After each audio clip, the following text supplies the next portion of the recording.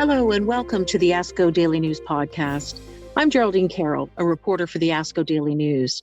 Today, in our continuing coverage of the 2022 ASCO Genitourinary Cancers Symposium, Dr. Neeraj Agarwal, the editor-in-chief of the ASCO Daily News, will highlight promising advances in metastatic castration-resistant prostate cancer.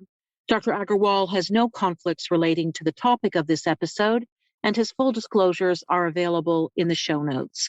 Disclosures of all guests on the podcast can be found in our transcripts at asco.org/podcasts.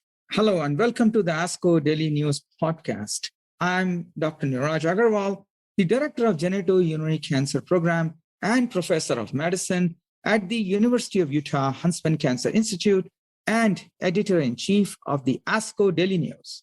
I'd like to start with the PROpel trial, followed by a discussion on the MAGNITUDE trial. So abstract 11 was on the results of the PROpel trial and presented by Dr. Fred Saad from the University of Montreal. PROpel is a randomized phase 3 trial which evaluated the efficacy and safety of olaparib, a PARP inhibitor, plus abiraterone versus placebo plus abiraterone in first-line metastatic castration-resistant prostate cancer setting. Patients were allowed to have docetaxel chemotherapy if given in metastatic castration-sensitive prostate cancer setting.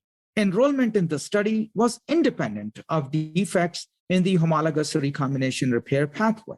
The primary endpoint was investigator-assessed radiographic progression-free survival with multiple secondary endpoints, including overall survival and safety.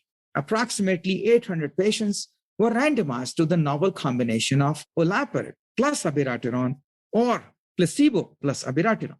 Baseline characteristics were well balanced between the treatment arms, including homologous recombination repair or HRR mutation status. At the pre-planned interim analysis, results show the trial met its primary endpoint with significant improvement in radiographic PFS for all patients receiving the combination therapy versus control, regardless of the presence of homologous recombination repair gene mutations. Median rPFS was 24.8 months versus 16.6 months for patients receiving olaparib plus abiraterone versus placebo plus abiraterone, respectively, with a hazard ratio of 0.66 and a p-value of less than 0.0001, which translates into 34% reduction in risk of progression or death. Overall survival results are still immature, with only 29% event having occurred thus far. It is interesting that even patients deemed negative for homologous recombination repair gene mutations showed significant improvement in radiographic PFS when treated with the combination of olaparib plus abiraterone versus placebo plus abiraterone. Regarding the adverse events, they were what you would expect from the combination of a PARP inhibitor such as olaparib and abiraterone. We saw a higher frequency of all grade events of anemia, fatigue, and nausea in the combination arm, while anemia was the only grade 3-4 adverse event observed at a significantly higher frequency in the combination arm. It is also important we get a better understanding of the molecular mechanisms by which homologous recombination repair mutation negative patients are benefiting from the combination treatment as well. The next trial in this context or in this theme was the MAGNITUDE trial, abstract 12, presented by Dr. Kim Chi from British Columbia Cancer Center in Vancouver, Canada. MAGNITUDE is a randomized phase 3 trial evaluating the efficacy and safety of niraparib plus abiraterone plus placebo plus abiraterone in the first-line metastatic castration-resistant prostate cancer setting. The study population was slightly different from what we saw in PROpel trial. Prior taxane chemotherapy as well as novel hormonal therapy was allowed in the metastatic castration-sensitive prostate cancer, as well as a prior novel hormonal therapy was allowed in the non-metastatic castration-resistant prostate cancer.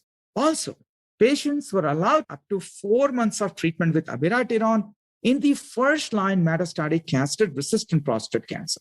prospective selection of patients with and without homologous recombination repair gene mutations were required. The primary endpoint was radiographic PFS by central review with multiple secondary endpoints, including overall survival and safety. A pre-specified futility analysis was planned after enrolling 233 patients who were randomized to niraparib plus abiraterone or placebo plus abiraterone. Evaluation of futility was based on the composite PFS of PSA or radiographic progression, whichever occurred first. The pre-planned futility analysis showed no benefit in the biomarker negative cohort, and thus the trial did not pursue further enrollment of those patients who were not positive for homologous recombination repair gene mutations. Coming to the HRR positive cohort, 423 patients were randomized to either niraparib plus abiraterone or placebo plus abiraterone. At the pre-planned interim analysis, primary endpoint was met with a significant improvement in radiographic PFS for BRCA1 and BRCA2 and all homologous recombination repair mutation positive patients receiving the novel combination of niraparib plus abiraterone. Overall survival results are still immature. It is important to note that in the HRR positive patients, approximately 50% were BRCA1 and 2 positive patients, and these patients clearly derived the most benefit with the combination, with an approximately 47% reduction in risk of death. And if you look at other all biomarker positive patients, there was a clear benefit and a significant improvement in median rPFS with a hazard ratio of 0.73, which translates to a 27% reduction in the risk of death or progression. With the caveat of subgroup analysis being underpowered, following groups of patients seem to derive less benefit with the combination than the overall cohort, with the combination of niraparib plus abiraterone. And these patients included patients who were 65-year-old or younger or less than 65-year-old, patients with visceral metastatic disease, patients with prior abiraterone or taxane chemotherapy, patients who had a PSA level below the median, and patients with non-BRCA homologous recombination repair mutations. In conclusion, the combination of niraparib plus abiraterone show a significant improvement in the radiographic PFS for HRR positive patients in the first-line metastatic CRPC patients. Based on the available data in the public domain, without any doubt that both PROpel and MAGNITUDE trials established that a combination of a PARP inhibitor with abiraterone in the first-line metastatic CRPC setting for patients who are positive for HRR mutation improve radiographic progression-free survival. Even though overall survival data are immature for both trials, I expect both combinations will be approved by the FDA in the near future and will be available to our patients. Regarding the HRR negative cohort in the PROpel trial, which also seemed to derive significant benefit with the combination of abiraterone plus olaparib, I'm looking forward to the data on confirmation of HRR negative status by tissue-based genomic profiling results in the full-length publication, which we expect to be published soon. If indeed confirmed by the tissue-based genomic profiling, I see the combination of abiraterone plus olaparib to be a reasonable option in the HRR negative patients in the first-line metastatic CRPC setting. With this, I would like to conclude my discussion on the two practice-changing trials presented in the 2022 GU-ASCO meeting, which were PROpel and the MAGNITUDE trial. Thank you very much for your kind attention. That was Dr. Neeraj Agarwal of the University of Utah's Huntsman Cancer Institute. Thanks for joining us today. If you're enjoying the content on the podcast, please take a moment to rate and review us wherever you get your podcasts. The purpose of this podcast is to educate and to inform. This is not a substitute for professional medical care and is not intended for use in the diagnosis or treatment of individual conditions. Guests on this podcast express their own opinions, experience, and conclusions.